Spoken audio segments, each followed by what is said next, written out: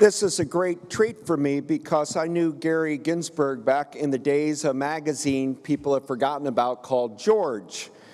And we were friends back then, and we're reunited this many years later here. And Gary, I wanted to, his book is amazing, and it's about presidents and their friendships. It's filled with sex and intrigue by the book. But first, friends, how did you decide which presidents you were going to include in your book?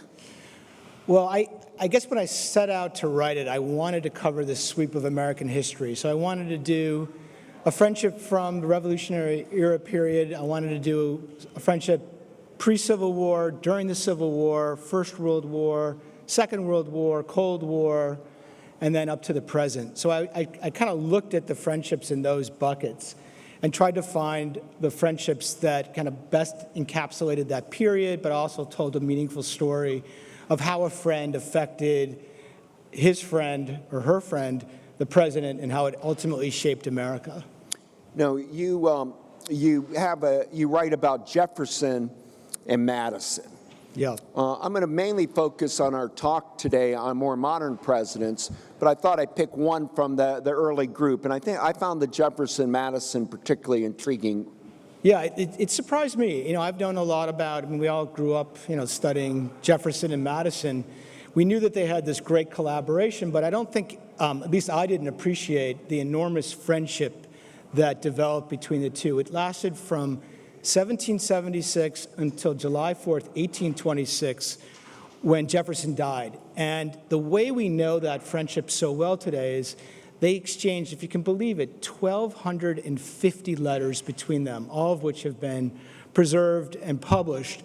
And they would extend from one-pagers to 17-page expositions about the Constitution. So we got a really good sense of the complexity of this friendship. And the reason, I guess, if I had to think about one friendship that was the most important in American history, I would say it was Jefferson and Madison's. If you stop and kind of reflect on it, it was responsible, I think, for some of the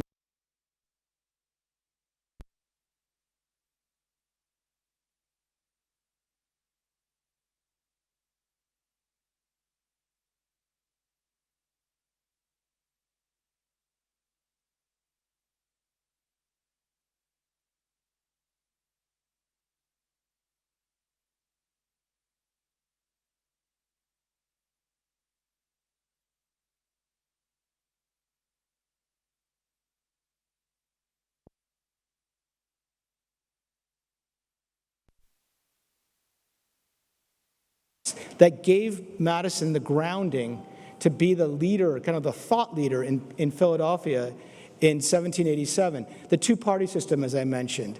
The geographic contours of our country today, the Louisiana Purchase being the kind of central component of that, was really a result of that great collaboration and friendship. The state university system that we enjoy today is completely a reflection of the friendship that they had post their political careers when they went back to Virginia and together created the University of Virginia. And also, I think most directly the Bill of Rights, because the Bill of Rights came from Jefferson's letters back to Madison when he was in Paris, kind of disputing the way Madison was approaching the Constitution, thinking there was too much power in the federal government, and arguing that there had to be a Bill of Rights to protect the states. And he really worked on Madison for a couple of years until Madison finally came around to the concept and then actually authored the 10 amendments that are today part of the Bill of Rights. So I think it's just a hugely important friendship, but it's not just on a substantive level, it's also on a very deeply personal level, where they each kind of were crucial to keeping the other in the game, keeping them emotionally stable, which I think is also part of what constitutes an important friendship. It's the substantive side to it, but it's also the emotional respite, and that friendship captured both, I think, really quite beautifully. What about Abraham Lincoln? Is there somebody we can say was Lincoln's most important friend? There is. I write about him. It's my third chapter. It's the Civil War chapter, for lack of a better description. His best friend was a guy named Joshua Speed. They met in 1837. Abraham Lincoln comes into Springfield. He's a brand new lawyer, and he's poor. but he needs bedding and he needs a place to stay. And he walks into this corner store, his dry goods store, and he says to the shop clerk, "Do you have any bedding?" And the owner, Joshua Speed, says, "I do, but it's $17. And Lincoln says, "I don't have $17. He says, "Well, you can walk up the stairs, and there's a double bed. If you like it, it's yours." So Lincoln walks up the stairs, looks at the bed, puts his stuff down, walks back downstairs and says, "Speed, I'm moved." And that began a 4-year, incredibly deep, emotionally, some say physically intimate relationship. I don't think there is any evidence to support that. There have been crackpots through the years who have claimed to have found diaries that show it was sexual. It turned out to be a bogus diary. But what we do know is that in those 4 years, these two men developed an extraordinary friendship. They spent all of their waking hours together unless they were each at work.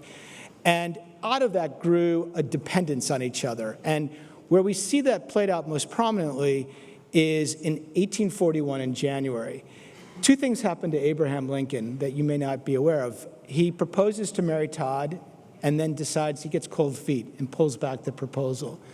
At the same time, this best friend, this crutch, because Abraham Lincoln was at heart a melancholy man, didn't have any friends growing up in Kentucky, and this was his first really deep friendship where he really opened himself up. He shared his fears of intimacy with women. They shared their aspirations, their goals in life. And so Speed, at the very moment he pulls back his proposal, says to Lincoln, "I got to go back to Kentucky to take care of my father's plantation." Those twin events take absolutely the guts out of Lincoln. He goes to his bed and becomes suicidal. And Speed ministers to him for a month. He takes away all of his sharp objects and basically nurses Lincoln back to health, to the point where he could get back on his feet. And then there's a hiatus in the friendship because Speed goes back to Kentucky. They end up both pursuing political careers, but they're very different. Speed is a slave owner. He's one of the richest men in Kentucky. In part, his wealth is generated by the slaves that he has on his plantation. Lincoln, over time, as if you could see if you watch the Apple Plus series on Lincoln, his views on slavery evolve in the 40s, 50s, and then into his presidency. The relationship is geographically separated. They're emotionally a little bit apart because Lincoln does a lot of legal work for Speed. Speed doesn't pay him for it, which is a little odd. And so there's a rift, but they come together again in the mid-1850s on the issue of slavery, and they have a really frank and stark exchange about their differing views. But they come to some agreement that they still have that mutual respect and admiration. It all comes to a head in 1860, if I can continue. I don't mean to be so long. Lincoln is elected president. One of the first things he does is he reaches out to Joshua Speed, who's a Democrat, as a slave owner, and he says, "I need to meet you in Chicago."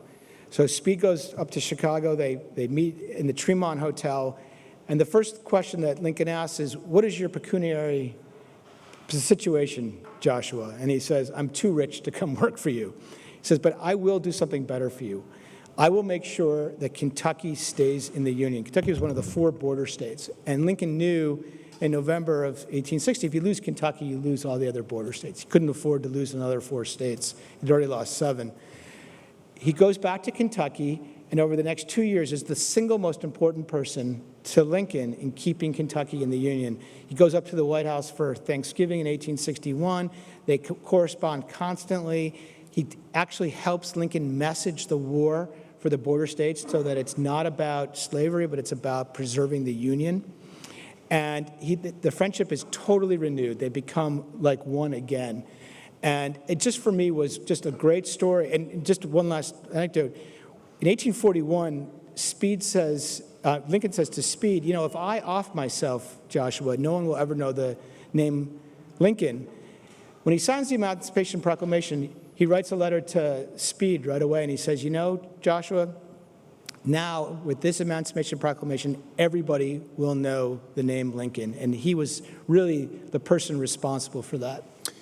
You can see when you do that idea, this of matching a present with a friend, it's a wonderful idea for a book.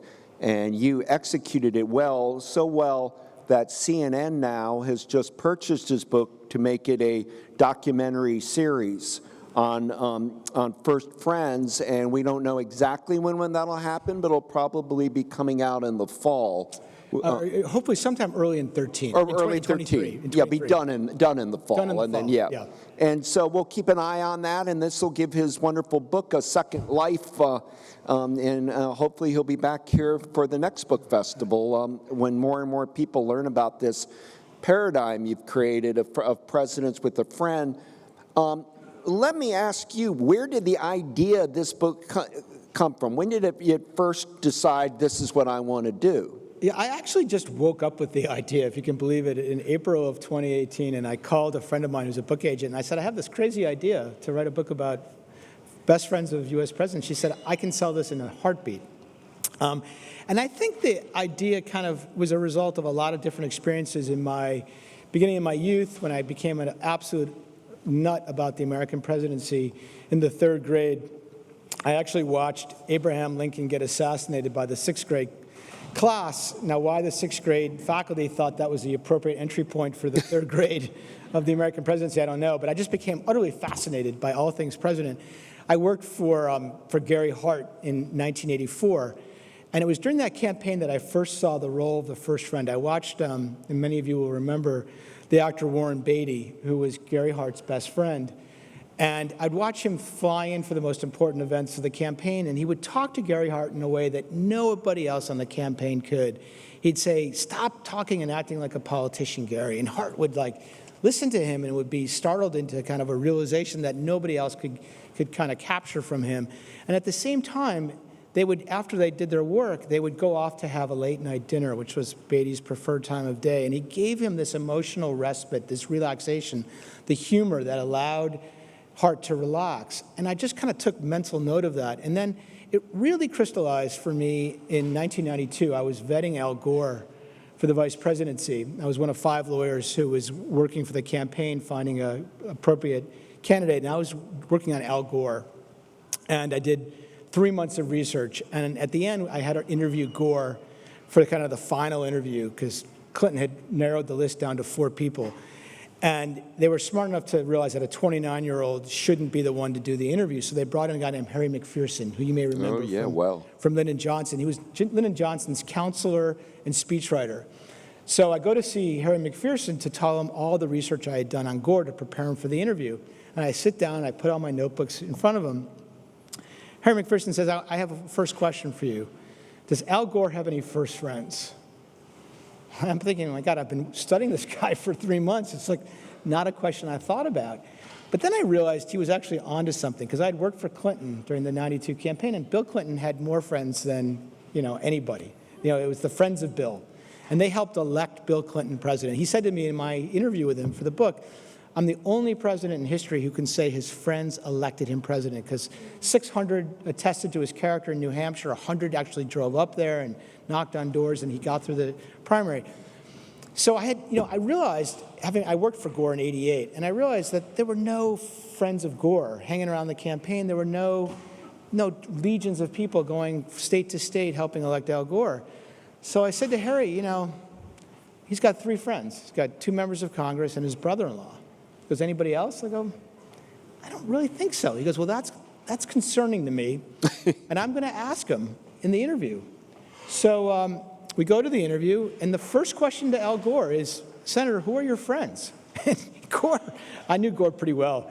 He gives him that steely look, there's daggers coming out of his eyes. Why is this relevant? I'm going to be vice president of the United States. And he gives the same 3 names that I had predicted in our pre-interview. The rest of the interview goes great, but we get in the car, and McPherson says to me, if he can't really claim a true first friend, meaning somebody he worked with, somebody outside of family, but somebody he'd grown up with, served in the military, went to school with, how's he going to lead a nation? And he said that because he had been at Johnson's side, particularly during the deliberations around Vietnam, and what he recognized was that he didn't have that first friend, that person who could speak the blunt truth, tell him that hard thing that nobody else on staff dared to say for fear of losing his or her job. Nor did he have that person who he could just relax with, just be himself, and feel unburdened by the pressures of the office. And I think that to Harry, that was a real gap in Johnson's presidency, and he didn't want Al Gore, a heartbeat away, to have that same void if he were to ascend to the presidency. So he went back and he gives Warren Christopher, who is the head of the VP selection, kind of the report, and he says to him, look, I am concerned about this, and I never knew what happened with Christopher, and I asked Clinton later on, I said, were you concerned about the lack of friends of Al Gore? He goes, nah, I had enough for the two of us. So it was really not an issue for him.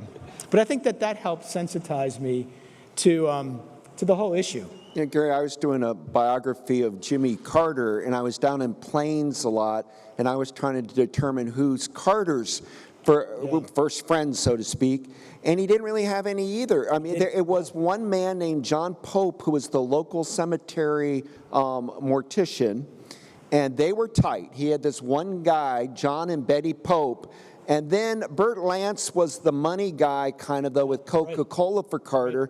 And then Hamilton Jordan and Jody Powell were the underlings that he could order around. But if you really asked friend, Carter didn't have one. It would be his wife and John Pope. Yeah, it's funny.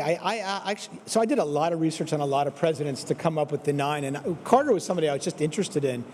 And I asked Tom Donilon, who do you think he worked for Jimmy Carter? And he mentioned Burt Lance, and what he said interesting about Burt Lance is, he got run out of town. Yeah. And he said that when Burt Lance left Washington, he thought that Jimmy Carter changed as president, because he thought that there actually was enough of a connection with Burt Lance. That's fair. That emotionally he was never quite the same after, which to me reflected an important notion of friendship. Although I wouldn't have done Burt Lance because I didn't do people who worked for the president. Right. I just wanted to separate staff and family from friendship. I went to that guy John Pope's house and was filled with old Jim Crow memorabilia, and so it's so strange with Carter as the Nobel laureate, and the things to have seen his best friend with all of that. He would collect those lawn jockeys and things of that. Let me ask you, I want to get a woman into the mix, and in your book, I think with FDR, that gets accomplished. Tell us about FDR's, who you chose as first friend. So I talk about the two aspects of friendship being speaking truth to power, having a substantive impact on history, and a number of my chapters show that. But there's also the element of that emotional respite, of giving that comfort and succor. And Daisy Suckley is the person I chose as FDR's first friend because I really wanted to highlight that aspect of friendship. She was, depending on who you ask, FDR's 6th or 7th cousin. And she was the person that FDR turned to when he felt most at sea.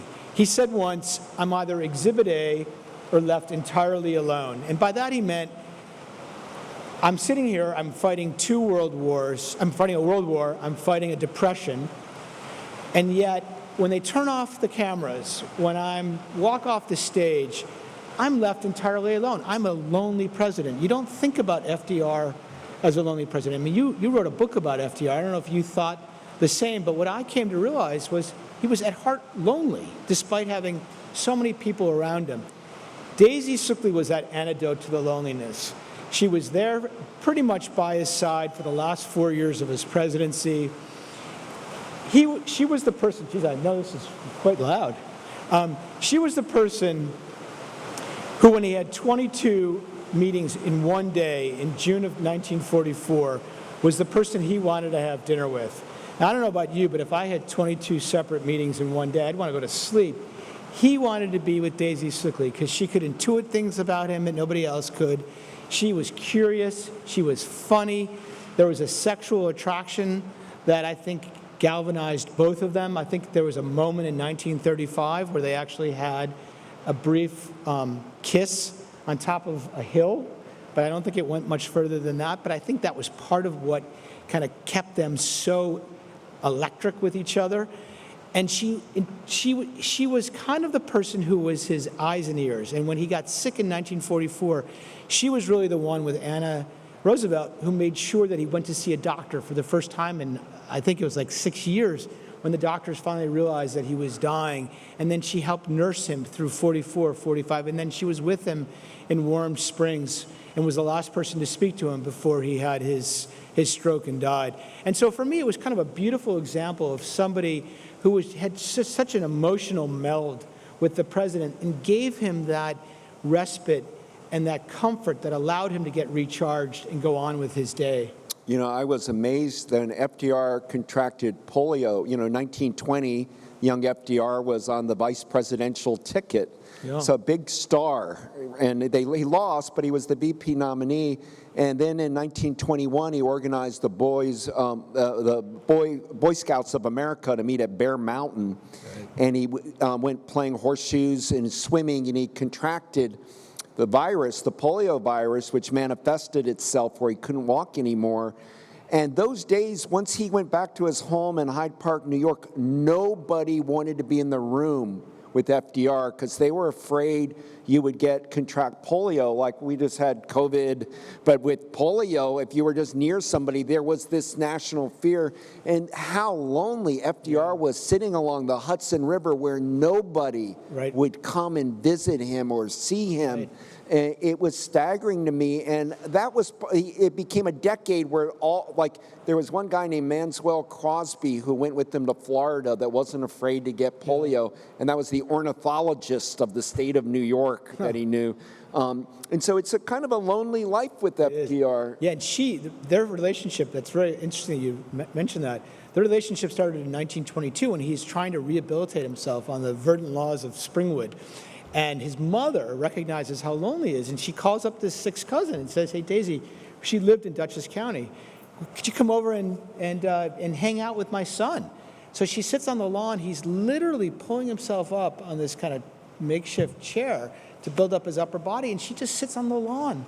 And they just talk for hours and hours in 1922, and that really formed the basis of this extraordinary friendship. What about Harry Truman?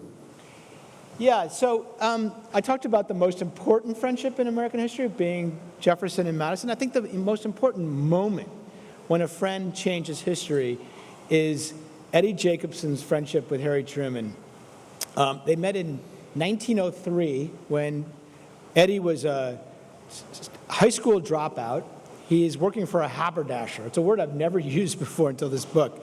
And Harry Truman's a bank teller, and he's depositing the proceeds of the haberdasher every day at the bank that Harry Truman, who's a 23-year-old, is just taking the money and putting it in his bank. They forge this friendship in 1903. They don't see each other again until they serve in the First World War.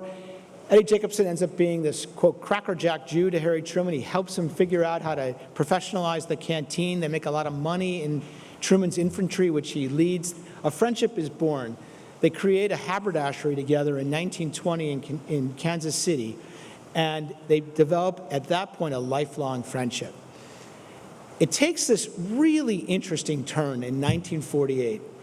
Harry Truman has to make a vexing decision.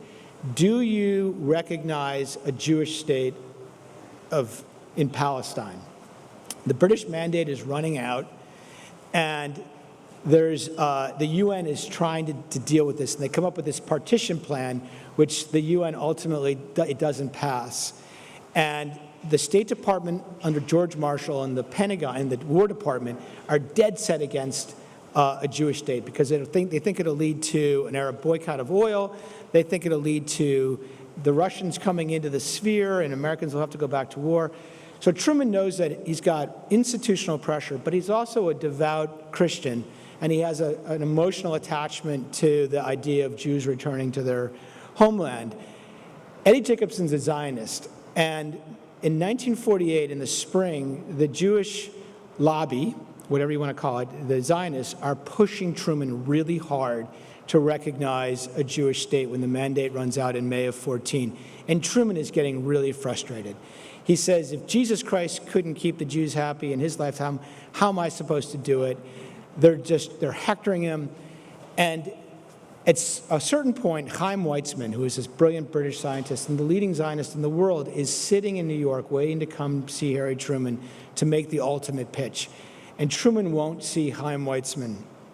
And Eddie, who's never, ever used his best friendship with Truman, gets a phone call one night, late at night, from the head of the Zionist, from the B'nai B'rith, actually. And he says, Eddie, I know you've never used your friendship, but we need you at this moment. If Truman doesn't see Chaim Weizmann, he's not going to recognize a state. And if we don't recognize a state, the Jews are going to be nationless forever. There are hundreds of thousands of refugees who were trying to go in. There were boycotts to let them in, and they were a wandering people. And this was a really seminal moment for the Jewish people. So he says, you need to use your friendship. You got to overcome your reticence and get the president to see him. So he writes to the president. President writes back, I'm done with this issue. I'm sick of it. I'm not going to deal with it. So Eddie Jacobson just gets up, gets a plane flight, flies halfway across the country, marches up the north driveway to the White House, walks into the appointment secretary's office. Matt Conley says, I want to see Harry. He says, he's in. Of course you can see him. He knows he's his best friend. He says, but one thing, do not bring up Palestine. So Eddie says, okay, I won't bring it up. They go in. Truman's sitting at his desk. They make chit-chat for 5-10 minutes. And at a certain point, Truman says, what are you doing here? Like, why'd you fly halfway across the country? And at that point, Eddie says, you have to see Chaim Weizmann. And Truman at that point just starts right in. His face turns red. He goes into this whole rant about how frustrated he is with the goddamn Jews. They won't, there's nothing that will make them happy. I'm sick of the issue. I can't do it. I'm not going to do it. And at that point, Eddie Jacobson, who's known Truman now for 45 years, says, this is the closest I ever thought Harry Truman was an anti-Semite. And now he knows the fate of his people are really kind of in his hands. So he's looking around the Oval Office and he sees a little statue of Andrew Jackson. He knows that Harry Truman's his hero in life was Andrew Jackson. He says, Harry, your hero is Andrew Jackson. My hero is Chaim Weizmann. Do you think that Andrew Jackson would have been cowed in doing the right thing because of a couple of pesky Jews you just can't tolerate? No, he would have done the right thing. You know what the right thing is to do. Be a bigger man. Be like Andrew Jackson. Truman swivels his chair, starts drumming his hand on the credenza, looking out over the rose garden. It's like a minute and a half, 2 minutes. Finally, swings back around and says, God damn it, you bald-headed son of a bitch. I'll see Chaim Weizmann. He finally cracked the code. 3 days later, Chaim Weizmann comes down from New York. He sees the president. He makes that seminal pitch. And Truman, 11 minutes after the State of Israel was declared on May 14th, 1948, was the first foreign leader to recognize the Jewish state of Israel. And it really had profound implications for that relationship over the next 70-plus years. Isn't that an amazing and important story on every level, and you tell it so well. Did they have follow-up meetings after that? They did, and it's funny. Was Truman glad he said it was the proudest moment of his presidency, Truman. And Eddie Jacobson, who was a really modest man, he was a habit. He actually spent his entire career, I should say, selling men's clothing. He basically would get in a car and drive around Missouri selling men's clothing. A very modest man. But whenever Truman came back to Kansas City, they always hung around. And they had a very, very robust correspondence. After Eddie Jacobson did this, the State of Israel celebrated him. He went to Israel in 1949. He was feted by Ben-Gurion. Herzog, Chaim Weizmann became the first president. He was actually pushed to become the first president. People wanted him to become the first president of Israel. And then in 1955, Truman wanted to take a trip to Israel with Eddie and his wife. Unfortunately, Truman's wife had to have dental work. They rescheduled it for 56. They were going to see the Pope, go through this whole European tour, and then Eddie died of a heart attack, so they never made the trip. But Truman gave the maiden a eulogy at his funeral and was so overcome with emotion he couldn't actually deliver the eulogy. I don't want to over-belabor this, but do you feel Truman was anti-Semitic? No. Okay. I think he was a product of his times. I mean, you could look, his in-laws clearly were, the Wallace family. What's so fascinating is that, and Eddie Jacobson writes about it, he spent a lot of time at the Wallace home where Truman lived with his mother-in-law. His father-in-law died earlier, and his wife. He was never allowed inside the Wallace house. He was only allowed on the veranda outside, because the Wallace family had just a strict rule, no Jews inside. But Eddie never thought of him as an anti-Semite. You could take some comments out of, not out of context, but, again, I think you have to look at it in the times. People I'm very sensitive to anti-Semitism as a Jew. I think that deep down, he had a real affinity for the Jewish people. He understood the deep attachment to the land going back thousands of years. And I think he was really cowed by George Marshall, who was the most powerful man in government in 1948. And if George Marshall had come out against Truman publicly for making this move, he probably wouldn't have won re-election. And I think part of his comfort in doing it was that ultimately George Marshall came around to the idea that Israel needed to be declared. And Walter Isaacson, who's put all these festivals on here, wrote an incredible book with Emmett Thomas, The Wise Men, which deals with some of this. And is one of the cool things about Marshall is it took him a while to come around, but what he came around to instantly is that nobody elected him to be president. Right. When Truman made the decision, he supported it. Yeah, that's exactly right. And there were some really tense moments that I write about in the Oval Office involving Clark Clifford and Marshall. And Marshall, at one point, stormed out and threatened to go public with his opposition, but then relayed through his number two that he would not oppose Truman if he were to declare, and that gave Truman the confidence to do it. We're not going to be able to do all the presidents, so I'm going to have to select ones that I like from the book, and in our remaining time, John F. Kennedy. Yeah. So I chose a name that most people have probably never heard of. When you think about John Kennedy's friends, the names that come to mind most readily are Lem Billings, his friend from Choate, Dave Powers, his great friend, the Irish pal who was with him through his presidency. I went to Kennedy's daughter, Caroline, whom I went to law school with, and is a good friend, and I said, "You tell me who your father's best friend was." And she said, "I'm going to give you a name. You're not going to really know. You're probably not going to be able to figure it out for 48 hours, but you're going to figure it out, and then you're going to tell me it was the best choice I could have given you." His name is David Ormsby Gore, and I vaguely knew he was an ambassador, he's from Britain. So I started my research, and it took about 72 hours, and then I finally kind of cracked it, which is this was a guy who met Jack Kennedy in 1938 on the eve of the war. Kennedy was 20, Ormsby Gore was 19. They were both second sons of very powerful men. They were really smart. They liked to talk quickly. They liked to go to the horse races. They were fascinated by politics. They liked women. They liked to carouse. And they just bonded instantly in 38. And it's a friendship that was born from that summer of June 38 and really remained uninterrupted until November 22nd, 1963.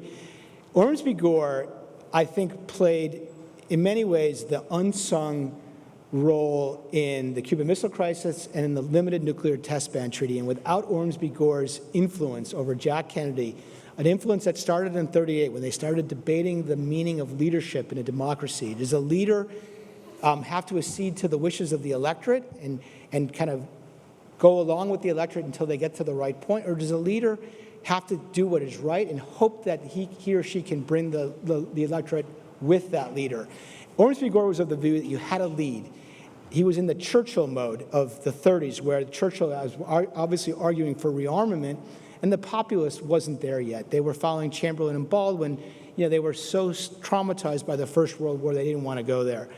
And that debate started in 38. It plays out in the 60s when Ormsby Gore becomes Jack Kennedy's most important foreign policy advisor and closest personal friend, I may add. In 1962, in October, he's got to decide whether to blockade or bomb Cuba.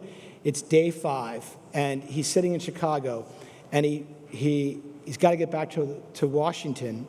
He issues 4 commands, the 4th of which is, I want to see David Ormsby Gore when I get back to Washington, because it's his brain, it's his judgment that he most wants to have in front of him in a one-on-one debate before he makes this consequential decision. And Ormsby Gore is there on day 5, day 6, day 7, day 10, day 13, in helping Jack Kennedy navigate. One of the most important moments is on day 7. He's with Kennedy late at night, the day after he's given his national address, and they're looking at the perimeter that has been drawn for the blockade, and it's at 800 miles. Now, David Ormsby Gore at this point is the British ambassador to the United States. Okay, so he's risen up. He became a member of the foreign ministry, and as Jack Kennedy rose in the Senate, Ormsby Gore rises in the Ministry of State. He was in the House of Commons. He eventually ends up in the House of Lords because his father was a Lord. So he becomes this expert in foreign policy. And in 1960, Kennedy realizes that all of his foreign policy advisors they're just old thinkers. And he recognizes that Ormsby Gore thinks like him, and he likes how he challenges him. So this night, he says to Ormsby Gore, look at this perimeter, it's 800 miles. And Ormsby Gore says, we got to move it into 500 miles because we're not giving the ships enough time to weigh the consequences of breaking this blockade. So without any instructions from his government, Kennedy says, we're moving it to 500 miles, which was a really important moment in allowing for the Soviets to not do something rash and end up resulting in a real military confrontation. In '63, it plays out in the same way. It's Ormsby Gore who kind of forces Kennedy to do the right thing and to push for a limited nuclear test ban treaty, even though it wasn't politically popular and could have cost Kennedy the election in '64. He kind of holds him to his principle and is the intellectual force behind the passage of that bill. And at the same time, the two couples, the Gores and the Kennedys, spend more time as couples than any other couple in the Kennedy's presidency. It has a really interesting twist in '67 when Gore's wife dies, and Ormsby Gore proposes to Jackie Kennedy, which was a shock to me, and I don't think Caroline necessarily appreciated it when it came up, but she rejects it, and she writes to Ormsby Gore that if we're ever going to find a measure of peace in our lives, we have to do it separately. We share too much of a world of pain, because Kennedy and Ormsby Gore were so close, and the couples were so close, and he really could not overcome that loss in his own life, and I think Jackie was the person that filled it. I love the Nixon chapter in the book, but you're going to have to read it to discover the Nixon story, because I did want to ask you, I did some pre-COVID and during COVID was interviewing a long series of taped interviews with Bill Clinton, and I came to the conclusion that you did, and on something I'm working on with Clinton, that the person you chose as his best friend indeed really is. Yeah. Tell us about Vernon Jordan. Well, he was the only president I could actually ask, who's your best friend? And as I said earlier, Bill Clinton had a lot of people to choose from. And he said, I need a few weeks to ponder this. And he came back and said Vernon Jordan. I think he was, strategic, because I think Vernon in some ways accentuated the best in Bill Clinton. They both were sons of the South. They both felt a deep affinity for the condition of black people in America in the 50s and 60s. They each grew up in segregated towns, and they shared a love of politics. They shared a love of women. They shared a love of just being in, of two men larger than life, good looking, who filled a room and had an electricity that emanated from them individually and combined. And, it was one of the real joys of this whole book was writing about this friendship until I got to 1998. And it makes this kind of ugly turn with the whole Monica Lewinsky saga, because it was a friendship built on trust, on a genuine love for each other. They like to play golf together. They like to eat voraciously together. Vernon was the guy that Clinton would say, call Vernon whenever he had a hard decision to make, whether it was a personnel decision, whether it was don't ask, don't tell, whether it was on his affirmative action plan in 1996. It was always Vernon who was there. And usually it was done one-on-one, but sometimes Vernon would sit in the back of the Oval Office and take in the conversation. And then Clinton would know to ask Vernon, because Vernon had the best political intelligence of anybody in Washington. He had spent, as you know, 2 decades as a civil rights icon, and then became a lawyer lobbyist in the last, from 1980 on, and he just knew Washington better than anybody and had a great intuitive sense about how an issue would play, both from a communication standpoint and from a political perspective of would you get support or not. So it was just a great friendship. And then it takes this crazy turn, as you know, where Vernon, who was a behind-the-scenes guy, has to now be thrust into the national spotlight and testify for 20 hours about what he did or didn't know about the Lewinsky relationship because he had helped get her a job in New York. And it thrust a relationship into a really uncomfortable place. And I write about it at the end of my book. And I think that what happened, and Vernon talked to me for the book and told me this night at the end of Clinton's presidency when he spent 6.5 hours in the Oval Office, in the White House, and they have this kind of no-holds-barred conversation. And he talks about how here he is, the son of a postman who grew up in the first public housing project for African Americans, had just spent 6.5 hours with the President of the United States, and he's driving out of the South driveway at 3:30 in the morning, at the end of Clinton's presidency, and he knows it's the last time he's going to be in the White House. And as he's driving down the driveway, he's overcome with emotion, and he turns off the car and he starts to cry with his head slumped on the steering wheel. I asked Clinton about that, and Clinton's take was a little bit different, and I didn't quite capture it in the book because he wasn't quite as open until after the book came out when he called me to talk about the chapter in the book. What happened was they could never overcome the strain of Clinton putting Vernon in harm's way.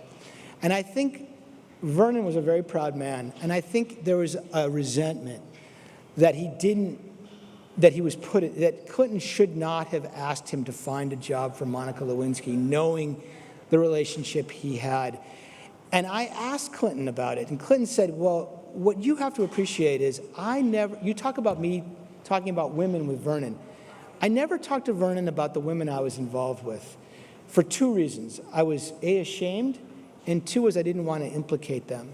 So I never told Vernon that I was involved with Monica Lewinsky, and I think he did it to protect Vernon. I think Vernon would have liked to have known so that he would not have been in the crosshairs of prosecutors and his veracity had to be put into question as long as it was. So that night when they gather in the residence, I think was their finally, after 2 years, their ability to kind of lay it all out and come to an understanding. And then they had a beautiful friendship for the next 20 years until Vernon died last March. I'm thinking about your book. I mean, something like Ronald Reagan. If somebody asked me, I would say best friend Nancy Reagan. Yes. Is that just a qualifying statement that many of these presidents' closest friend is probably their spouse? Yeah, and that's why I didn't want to do spouses. First of all, there have been books about first wives, right? There's dozens. There have been books about first chefs, first pets, first decorators, first sons. There had never been a book about first friends, and that was the niche I was trying to fill. But Doug, you're absolutely right. I mean, I think Carter's first friend was Rosalind. I think Bush's first friend was Laura. I think Reagan for sure, Nancy was his first friend. But I just thought that, wives, family it's just a different kind of friendship than you have with a friend that you met, in grade school, in college, whatever it is. I just wanted to capture the uniqueness of a friend separate and apart from a job relationship or a family relationship. So in our remaining minute plus, do you have any inclination of who you would call Donald Trump's best friend? Donald Trump's best friend is Donald Trump. And I actually stress tested that with a few people, and somebody very close to him said, he just gave me the perfect anecdote. He said we'd go up to Camp David for weekends, and Donald would bring up, quote, family and friends, and then he would just seclude himself in one of the lodges, in one of the cabins, and he would just call around all day, all night to supporters around the country saying, how am I doing? And he would hear, Mr. President, you're doing great. And that, to me, was really his first friend, was that affirmation of the masses, his Twitter feed to shorthanded. that was what filled that emotional need for respite and support and comfort. He didn't need it from an individual, because to have a friend means you have to be empathetic. You have to give a little bit of yourself and then take from, and he just didn't have that capacity. So we'll end on the note that Donald Trump's best friend was Twitter. Yes. Okay. And hey, this is you've got to read his book. Gary's done an amazing job. He's one of our great legal mind and somebody who's participated in American public life in many ways. But this book is a real winner. Thank you, Gary. Oh, thank you.